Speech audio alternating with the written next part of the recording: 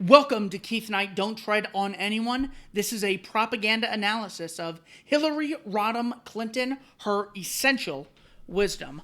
I have been a champion for early childhood education for as long as I can remember, really starting when I was in law school and got interested in, as I was studying the law, why do some people follow the law and other people don't?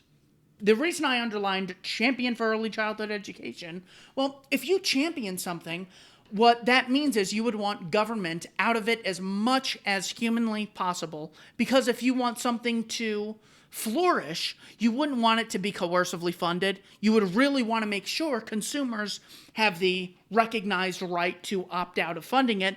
This way, there's more competition and people can allocate money and resources towards things they actually desire versus whatever the state happens to be funding. You also wouldn't support compulsory education laws because that would also increase competition and give parents the choice as to whether or not to send their child to such an educational facility. What's in their background? Hillary asks. Well, this obviously is why she focuses on background. Notice that she never justifies whether the law is legitimate in and of itself. Law is basically a fancy word for a group of known liars and crooks writing words down on paper and then voting to violently enforce it on others. She doesn't justify that. She says, why do some people follow it and others don't? That's really interesting. What's in their background? Notice, it's not like they have an argument. What's their reasoning? What's their argument for not following the law? She just says it's something in their background. Thinking it's something in their background, she wants to focus on early childhood education. Get the state involved in the child's life as early as possible.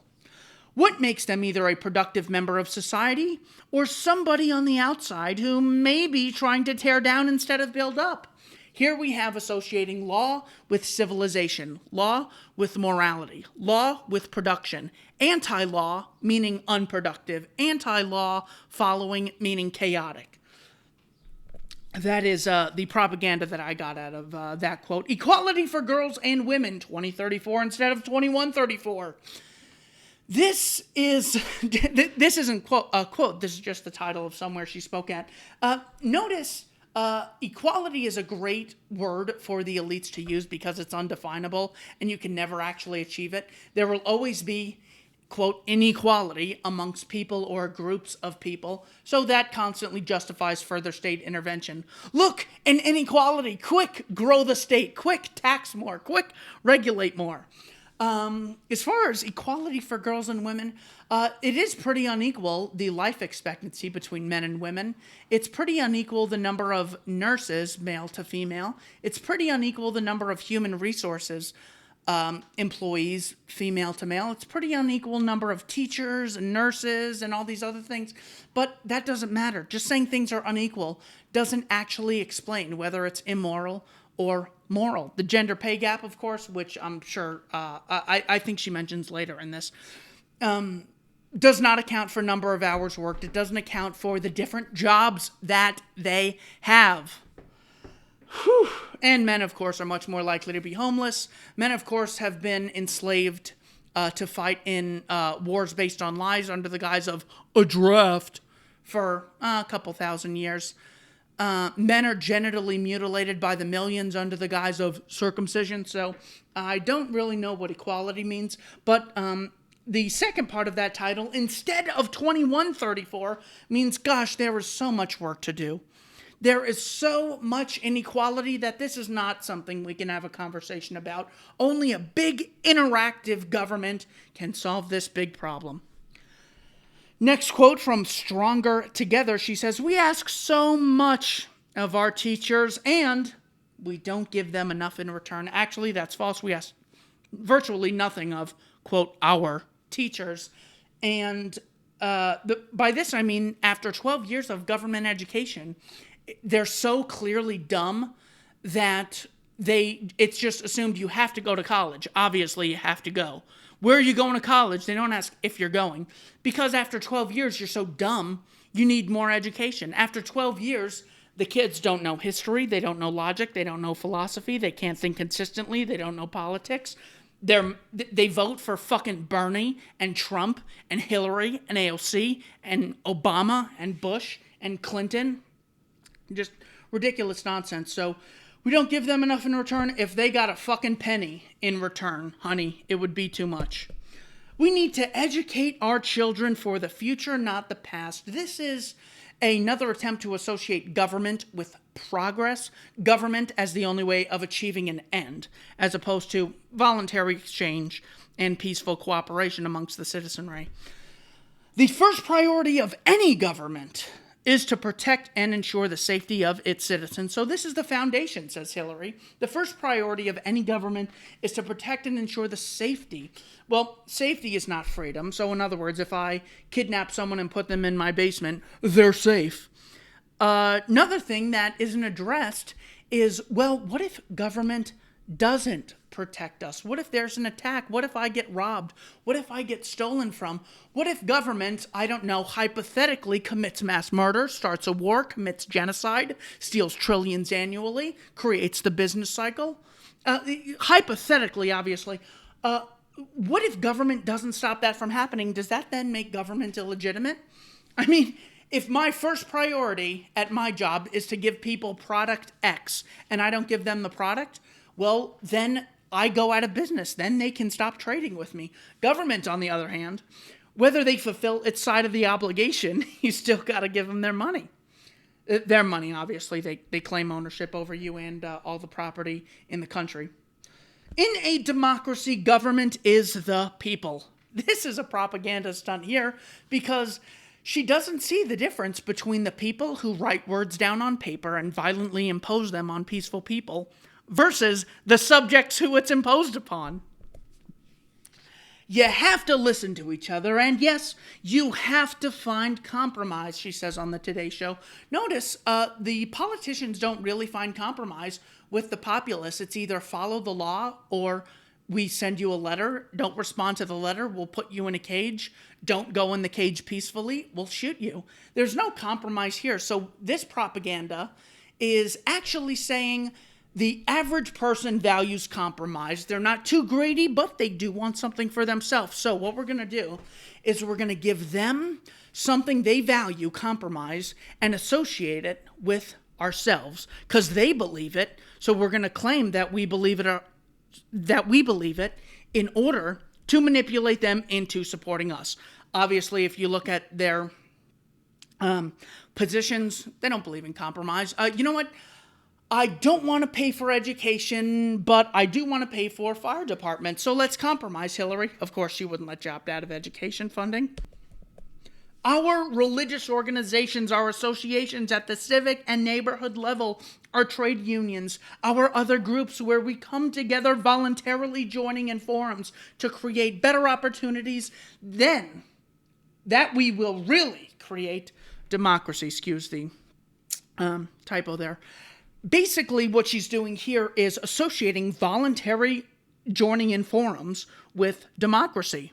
When democracy is literally mob rule or electoral college rule, it's no different than a lynch mob, a gang raping, two wolves voting with a sheep on what's for dinner, as the old saying goes. So by attempting to associate voluntary organizations with government, she attempts to get you to think of these things as just another thing that exists without addressing the heart of what democracy, of what government really entails. She says, Dr. King said, well, that in and of itself is propaganda to channel Churchill, Dr. King, Abraham Lincoln. That's code for bend over and shut up to whatever I'm about to say. Lives begin to end the day we become silent about things that matter, poverty and growing inequality. Okay, first of all, she assumes that if you don't believe the state should violently intervene to, quote, solve poverty, then you're sort of for poverty. Maybe you just don't think it's that state intervention has in the past lifted people out of poverty, and maybe you believe free markets and property rights and free exchange and contract law have actually lifted people out of poverty. So it's not that we don't care, it's that we don't believe in giving a monopoly on violence to these genocidal psychopaths. Growing inequality matters. Yeah, someone who wants to be president, who will have the ability to make executive orders, who is a member of Congress, meaning a majority of 535 people can violently dominate 330 million Americans. When that person tells me about inequality, you know you're dealing with a propagandist. Government steals $4.2 trillion annually. They put people in cages for victimless crimes, and they tell other people that that arrangements among them are unequal. What other group kidnaps millions of people, and in response the populace pledges their allegiance to them? All kinds of informal associations. Yeah, there again, she associates informal associations with people chipping in. She associates that with democracy. She then cares about shared prosperity. In other words, sharing is sort of just like taking people's money violently and giving it to other people in exchange for votes. So sharing, people like to share. Yeah, same as taxation. No, she doesn't address the principle again. In America, if you can dream it, you should be able to build it. You didn't build that. Somebody else built that. We're going to help you balance family and work. In other words, government has a pretty good idea on how 330 million strangers should balance family and work. And you know what? If fighting for affordable child care and paid family leave is playing the woman card, then deal me in. This might have been the most brilliant quote she had of her entire campaign. So she's accused of playing the woman card because she said, I deserve to be president because we haven't had a woman and I am a woman. That's her playing the woman card. So she fake addresses the concern by plugging two totally unrelated policies she has. Affordable child care. Government doesn't make things more affordable. They enter the market, create shortages, raise the price, just like they've done in government college tuition. And paid family leave, well, of course, that's another thing only big business can afford to comply with, so that hurts smaller business. No wonder Goldman Sachs loves her. She then claims to care about the middle class as well as LGBT, workers, women, civil rights, people with disabilities. So why would she focus on the middle class? If she's for the poor and the downtrodden, wouldn't she focus on the poorest people? And also, why would she focus on the poorest Americans when there's people in Guatemala and Haiti who are much more poor, who need her help so much more? Well, obviously, that is a result of most people consider themselves middle class. So by saying the word middle class, workers, they assume she is talking to them, so they'll associate their hardships with her and believe she represents them. She's not even taking a moral position on this. Freedom and equality, justice, and opportunity. In other words, those are things that can only be achieved through the state, she is implying there. Freedom means the right of people to assemble, organize, and debate openly, not taking citizens away from their loved ones and jailing them. So she must be against all jailing people for victimless crimes. Of course she's not. More propaganda and mind control. Because we are human, we therefore have rights. So look at this one. Because we are human. Does anyone disagree we are human? No. We therefore have rights. Okay, I can follow that. And because we have rights, governments are bound to protect them. This is an interesting one. She goes from, we are human, therefore government is legitimate. This actually, I might move this one to the top of the propaganda list because this one is so brilliant. It just says, government is inherent to humanity as being human. Now she doesn't address, well, if government doesn't protect them, then is government illegitimate? Of course not. And she doesn't define government. Human rights have both negative and positive requirements. Congratulations, she stumbled on the truth. People should be free from tyranny in whatever form, unless it's someone with a D next to their name.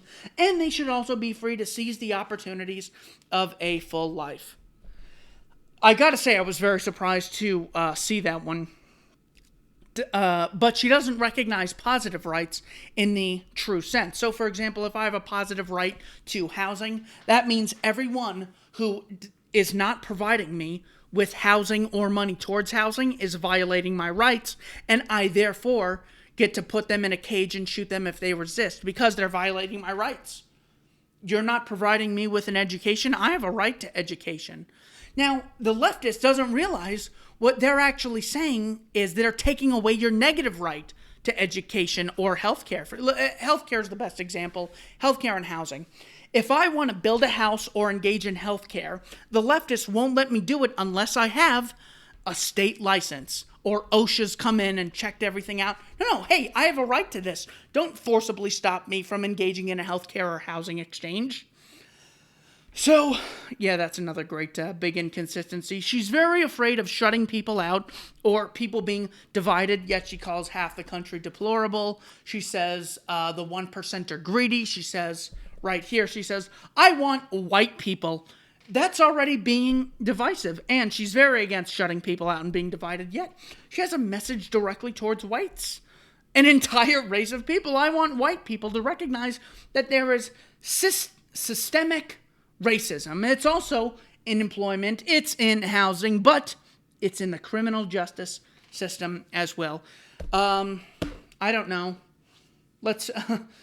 Men are half the population, yet 90% of the inmates. Therefore, sexism. I mean, that of course is cultural Marxist nonsense. Just like this. Trayvon Martin and Eric Garner, the school-to-prison pipeline.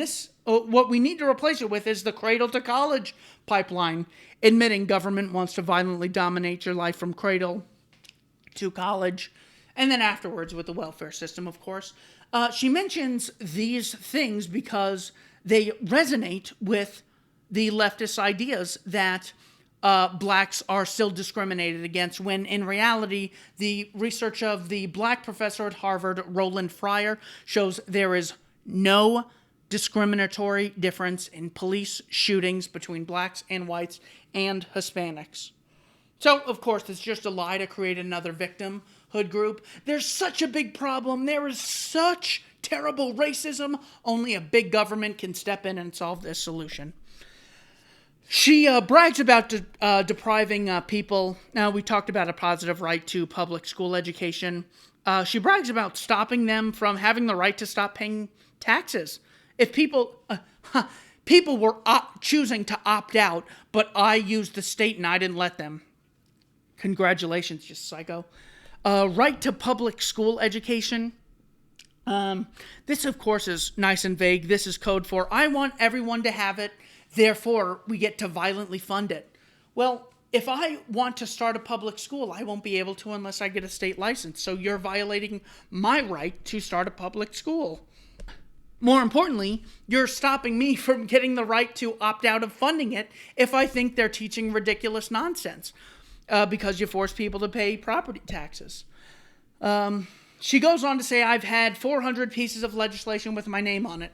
This is a clear attempt to say 400 equals a lot equals big impact. Therefore, I've had a big impact and I'm important.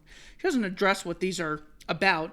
I mean, how many thousands of laws are passed each month that no one reads and doesn't really affect any regular person, but just targets specific groups?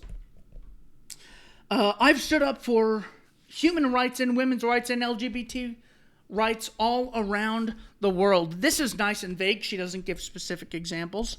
She says the Clinton Foundation, as a causal result of the Clinton Foundation, 11 million people around the world with HIV, AIDS, have been able to afford treatment that otherwise would not have. This is a perfect example of, I'm going to assume this is true. PolitiFact has said this is, I don't know if it's true or not, so either she's a liar or it's true. And if it's true, that is a perfect example of people voluntarily getting together to get people the medicine they need in order to live. Let's be clear, when I talk about children and near poverty, this isn't someone else's problem. These aren't someone else's children. This is America's problem. Nice and vague, America's problem.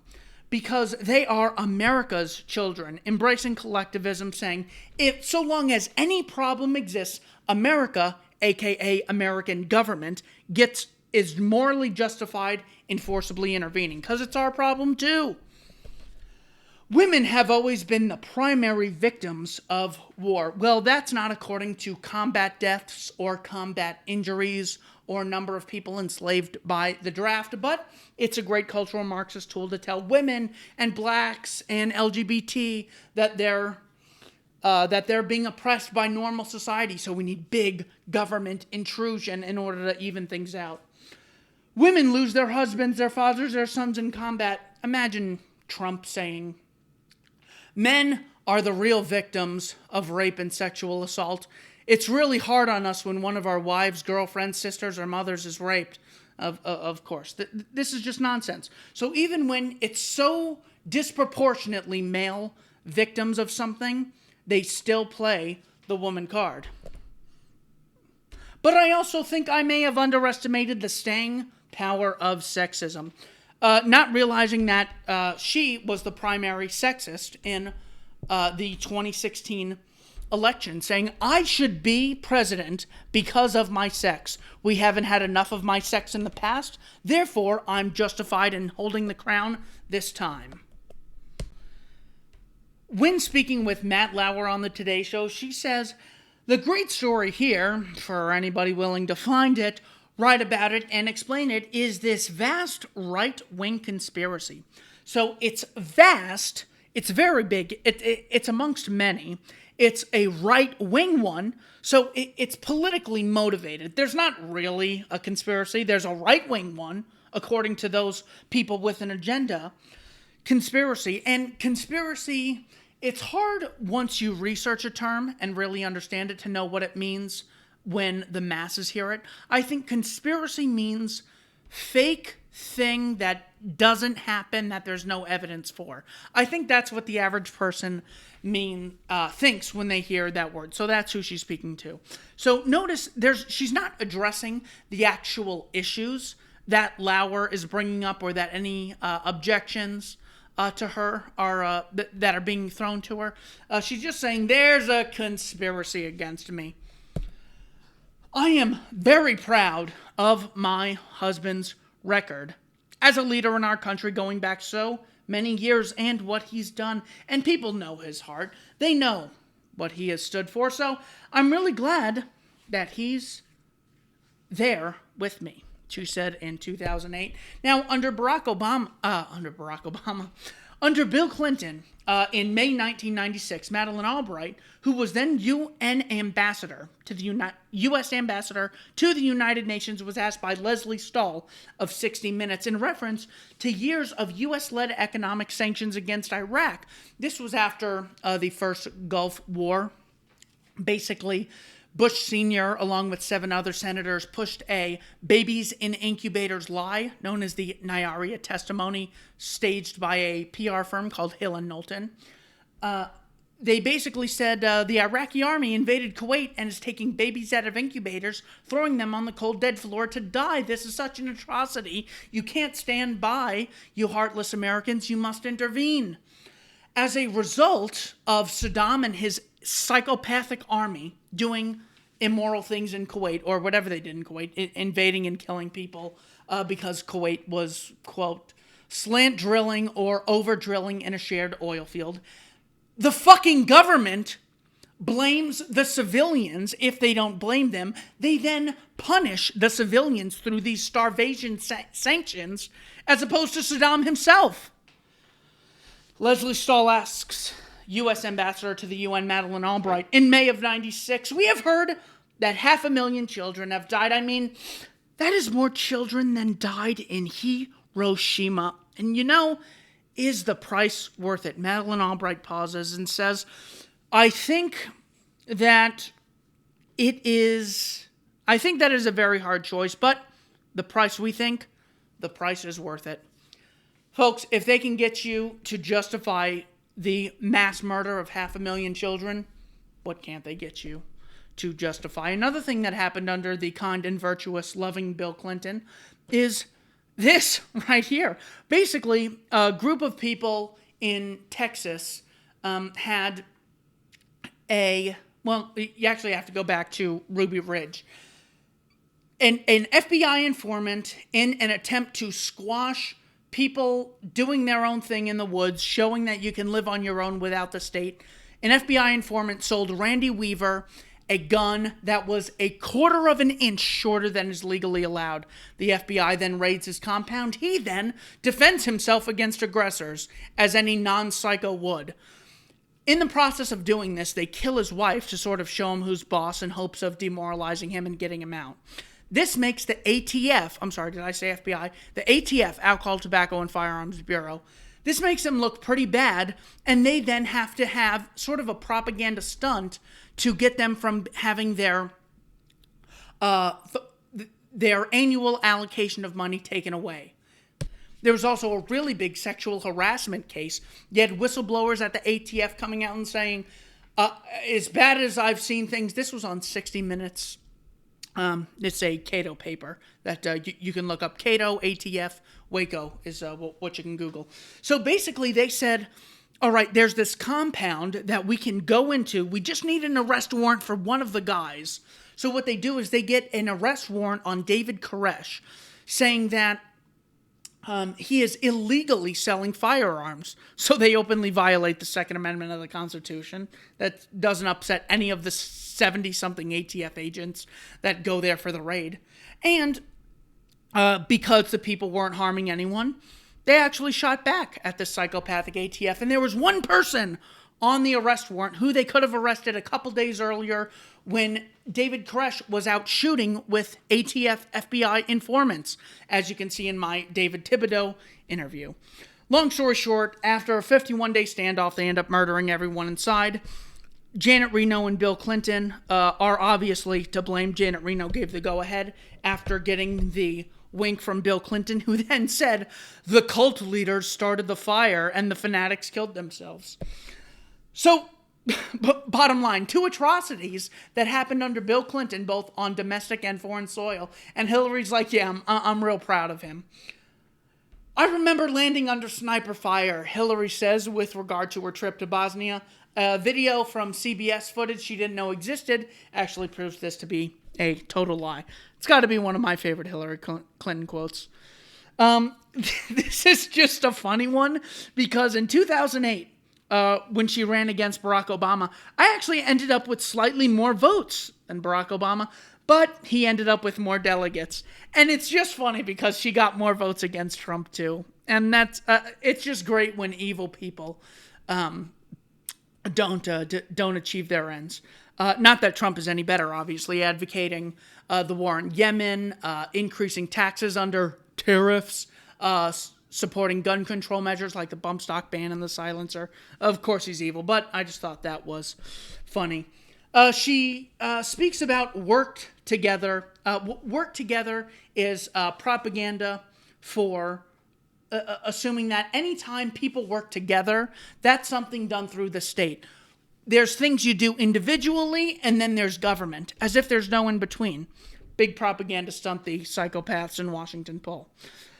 They come out with these outlandish things. They make these charges, she says, in Iowa of 2016. Notice she doesn't address the charges. I've looked at this speech, and she's referring to, like, Alex Jones and Milo and Sargon and this sort of group of people, and Roger Stone. She doesn't address them. She just says there's this vast right-wing conspiracy. They come out with outlandish things. They make these charges, keeping it nice and vague, never addressing the actual concern. 69% approval rating she then brags about having as a senator in New York City. They brag about having a D. I care about education, and you brag about having a D. That means 31% of people wouldn't fund you if they had the chance. And it means 69% of people only support you in opposition to the alternative that they have. Withdrawal is not defeat. Defeat is keeping troops in Iraq for 100 years. So at first glance, you'll want to say, well, this is really cool of her. I mean, she learned from Iraq that how bad things got. Even if, you initially supported an intervention, you have to go back on your word sometimes. not so fast. What only matters is whether or not she learned from the mistake, and she obviously didn't. She supported intervention into Syria. She supported intervention into Libya. She started making claims that we will treat cyber attacks just like we would any domestic attack. By the way, Russia has cyber attacked us. So it's not that she learned, it's not that she's more moral, it's not that she's more compassionate and now anti-war now that she's a grandma. It's this war is really not as popular as it was when I was going to vote for it. So I'm going to say this war was bad, but any war that comes up between now and then, I'm obviously going to side with the military-industrial complex. But the problems in the world can't be solved without the United States. So on a both foreign and domestic level, she supports the government intervening, because can't be solved without them. She knows that all the problems can't, not I don't think would be, they can't be solved without the United States. 100,000 American troops in combat in the Middle East, that is just not the smart move. Smart, excuse me, invading a country and which inevitably will lead to hostile interactions and killing civilians. You don't think it's the smart move? How about the moral thing to do?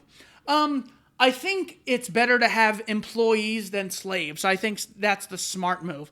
I think it's smarter to approach women at the bar rather than kidnap them and keep them in a dungeon. It's like the smarter move. Smart doesn't equal morality. This again, this is where utilitarianism gets you. Unprincipled, mass-murdering psychopath. That's where it leads to. Retreat is not an option from fighting international. Notice it's international. It's not as a causal result of the U.S. funding radical Muslims in Bosnia, funding radical Muslims in Operation Cyclone, funding the Muslims to fight Assad. It's just this international thing. And it's on such a big scale, only a big government can deal with it. Terrorism to combating climate change to stopping human trafficking. So when she says terrorism, climate change, human trafficking, she's trying to pull on the heartstrings of all people of all political spectrums. Because either your big thing is terrorism, or it's immigration/human trafficking, or it's climate change, we've got to protect the environment. All nonsense that government not only doesn't have the knowledge of how to solve, but couldn't solve it if they tried, because they're a coercively funded organization with no incentive and full of immoral psychopaths. Don't confuse having a career with having a life. I wanted to add this because I thought it was the one good statement that was in there. That was a great thing from this collection of quotes. Don't confuse having a career with having a life. That alone I thought was pretty good. Obviously out of context, you can't take it. Anything said from Hillary Clinton's obviously ridiculous when you look at who's saying it, what's their motive, but that I think is an important piece of wisdom. There hasn't been anybody whose life has been picked apart and distorted as much as mine. This is what we got to come up with a name for this. I think a good name would be the fallacy of playing the psychic argument ad psychic, where you claim to be a psychic and know out of the 7 billion people that exist now and the billions of people who have ever existed, your life has been picked apart and distorted the most. Of course, it's just a ridiculous way of saying, I'm a victim, my life's been picked apart, that's why I didn't win, as opposed to me not meeting voter demand. My faith has always been primarily personal. Well, your religious faith? If your faith is personal, why do you support entering a Congress and violently imposing your beliefs on millions of other people? If you should have religious freedom, why shouldn't I have economic freedom? Why shouldn't I have social freedom? You can have any religious freedom so long as you don't force me to attend your church and don't force me to fund your Bibles. Same thing applies to the economy, which they don't understand, which is the root of the statist propaganda. Yet again, religious liberty is one of the most important things on the world's agenda today. One of the most important issues on the world's agenda today. Well, if I should have religious freedom, why shouldn't I have economic freedom? You can ask, well, what if someone believes in the wrong religion? So what? Well, you still don't have the right to forcibly stop them from practicing it. It's no different than saying, well, what if someone runs a bad business? So what? You don't have the right to forcibly stop the business owner, the employees, or the consumers from voluntarily exchanging. I never imagined that Putin would have the audacity to launch a massive covert attack against our democracy, assuming democracy in and of itself is a moral virtue, right under our noses, and that he'd get away with it. Couple things here.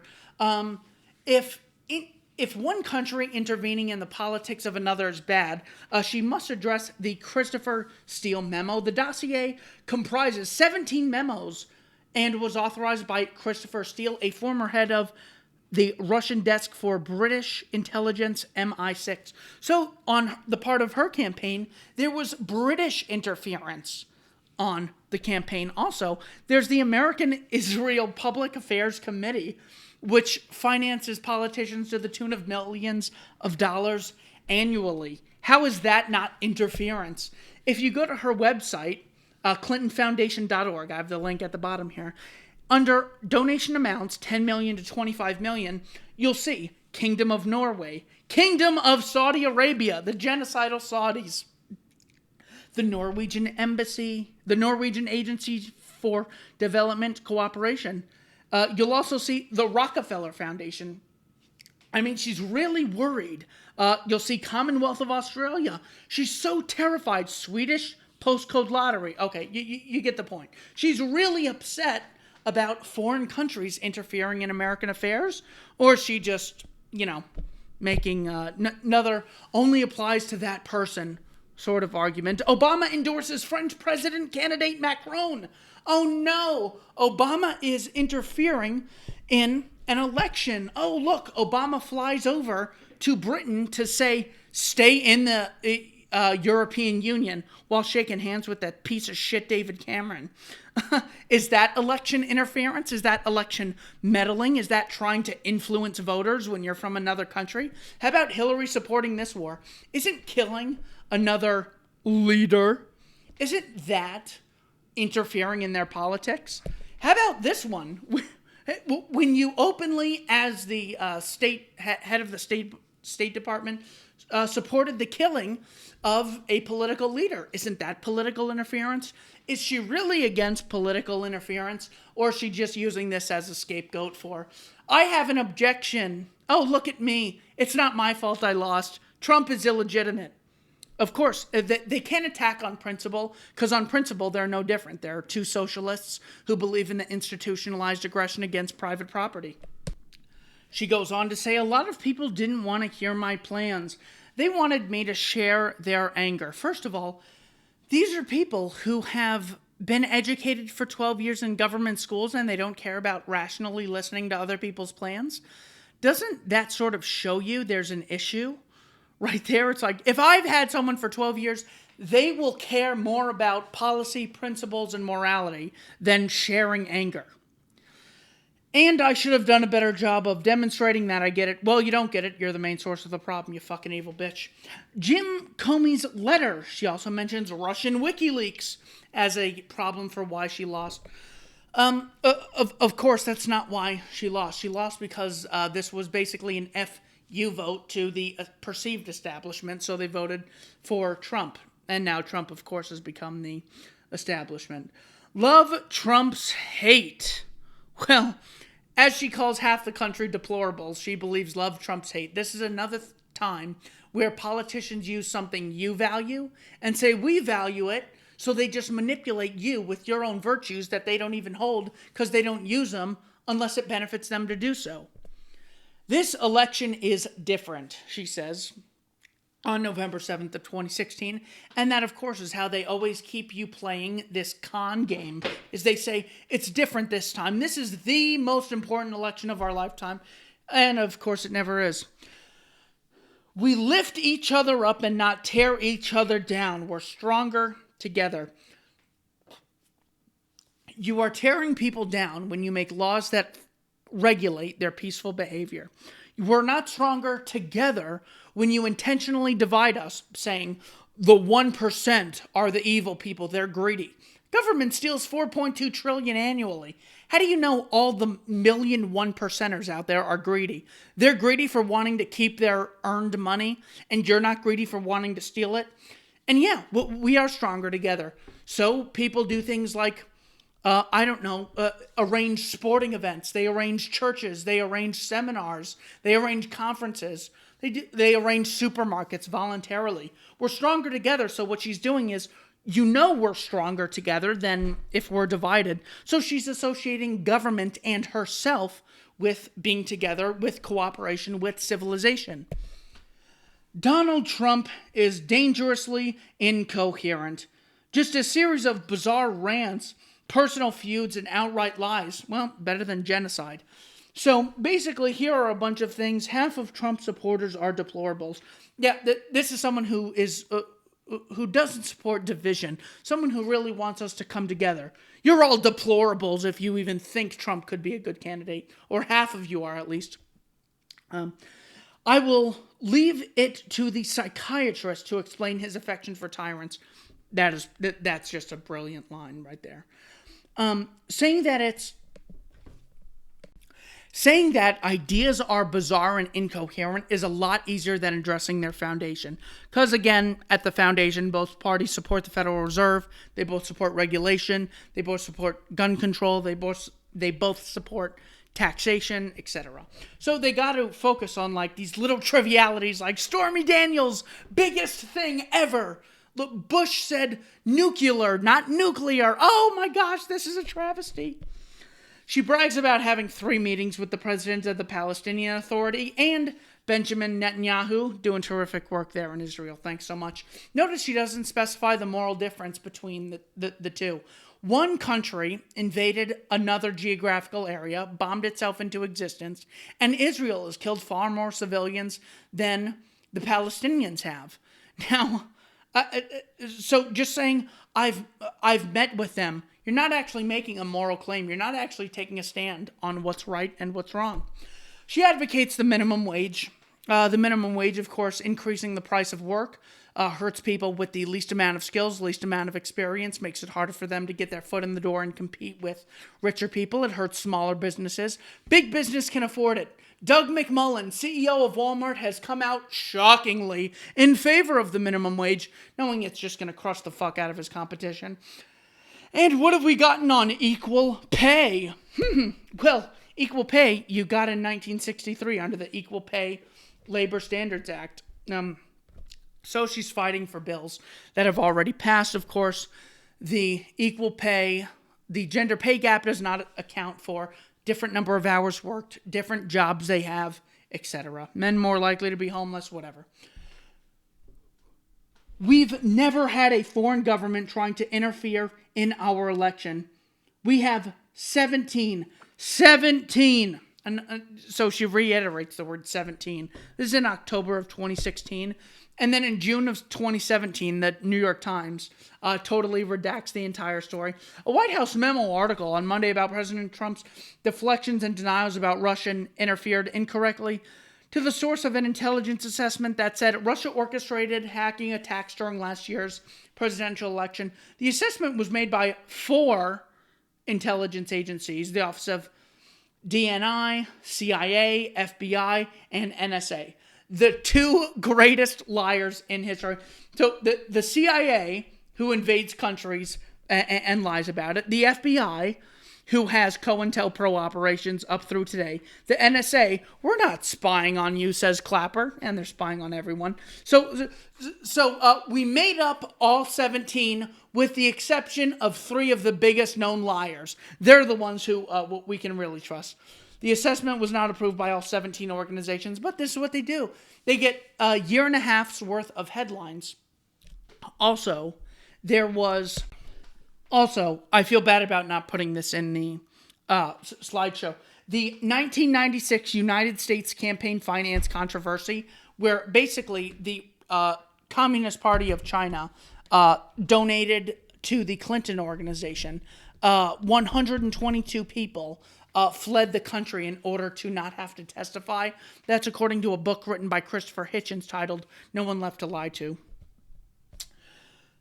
She then says, well, if those North Koreans are ever dumb enough to attack us, we're going to launch, basically saying, creating a missile defense system that stands ready to shoot down a North Korean warhead should its leaders ever be reckless enough to launch one at us.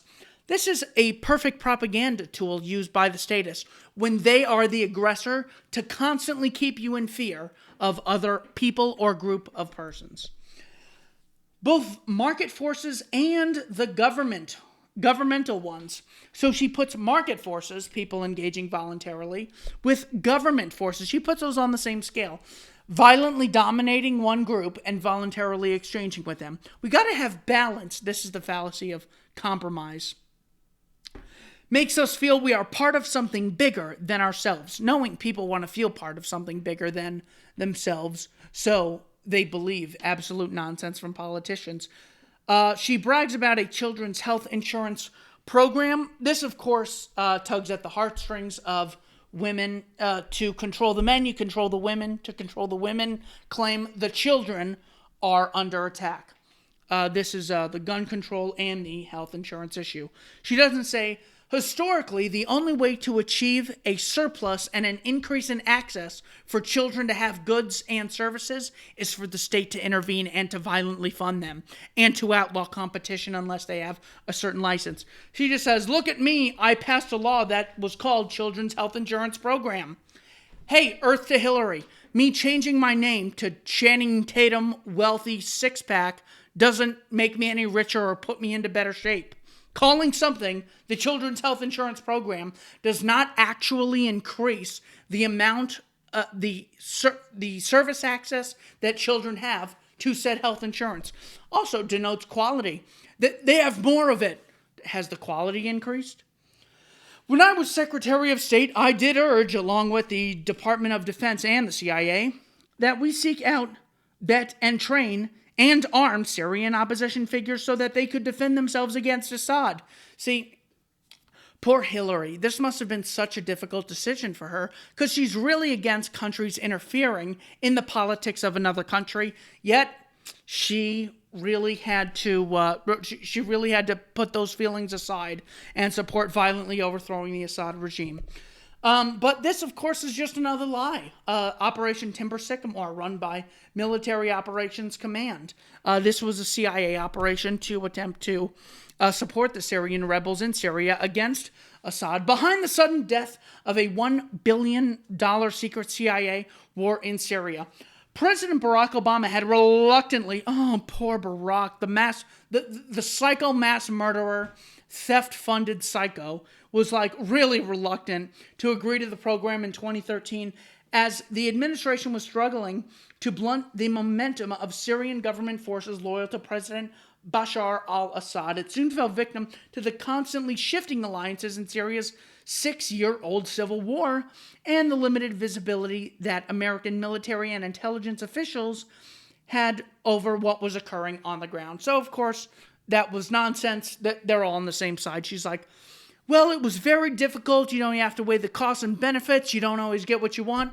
You're always getting what you want so long as you're on the side of the bankers and the military-industrial complex. Now the truth emerges how the U.S. fueled the rise of ISIS in Syria and Iraq. This is a great article from The Guardian going over the specifics. I'm sort of running out of time, so I wanted to link this report into here. Finally, we are with you, says Hillary Clinton to the survivors of sexual assault. Are you really with them, quote unquote?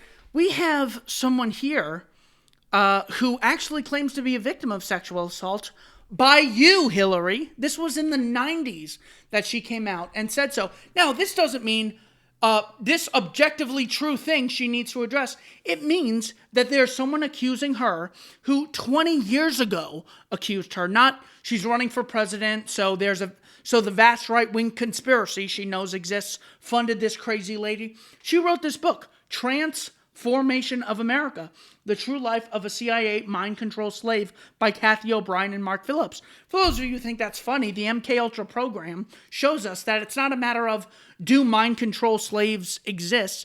It's whether or not we've heard about the legitimate ones. Of course they exist. Kathy O'Brien says, I was a victim of Hillary's. And there's also this, if she really believed survivors, she would support Kathleen Willey, Juanita Broaddrick, a rape victim of Bill Clinton from when he was Attorney General of Arkansas. she would support Kathy Shelton, who you can see on video. She actually laughs at and says, haha, the guy who raped her, we gave him a lie detector test and he passed. That forever gave me a lost hope in lie detector tests, haha. And Paula Jones, who Bill Clinton exposed himself to on a plane. Obviously, a ton of terrible things in here. A ton of propaganda. I hope you appreciated the analysis. Let me know what you think about these sort of propaganda analysis videos below.